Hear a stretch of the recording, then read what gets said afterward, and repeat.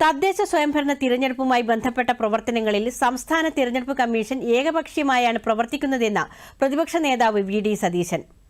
Voter പട്ടിക പ്രസിദ്ധീകരിക്കുന്നതിൽ വ്യാപക ക്രമക്കേടാണ് നടക്കുന്നതെന്നും സിപിഐഎം നേതാക്കൾക്ക് വോട്ടർ പട്ടിക ചോർത്തി നൽകുകയാണെന്നും അദ്ദേഹം കണ്ണൂരിൽ മാധ്യമപ്രവർത്തകരോട് പറഞ്ഞു. പൊതു തെരഞ്ഞെടുപ്പിലെ പോളിംഗ് ബൂത്തിൽ 1100 പേരായി വോട്ടർമാരുടെ എണ്ണം നിജപ്പെടുത്തിയില്ല. പൊതു തെരഞ്ഞെടുപ്പിൽ ഓരോ വോട്ട് ചെയ്താൽ മതി. അസംബ്ലിയിലേക്കാണെങ്കിലും പാർലമെന്റിലേക്കാണെങ്കിലും.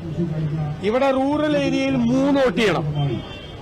പഞ്ചായത്തിലേക്ക്, ഗ്രാമപഞ്ചായത്തിലേക്ക്, ബ്ലോക്ക് പഞ്ചായത്തിലേക്ക്, ജില്ലാ പഞ്ചായത്തിലേക്ക്, ജില്ലാ പഞ്ചായത്തിലേക്ക് 1300 പേർ വോട്ടർ പട്ടികയിൽ ഒരു വാർഡിൽ ഒരു ബൂത്തിൽ പോളിംഗ് സ്റ്റേഷനിൽ ഉണ്ടെങ്കിൽ പാതിരാത്രി 10 മണിയായാലും വോട്ട് ചെയ്ത് തീരൂല.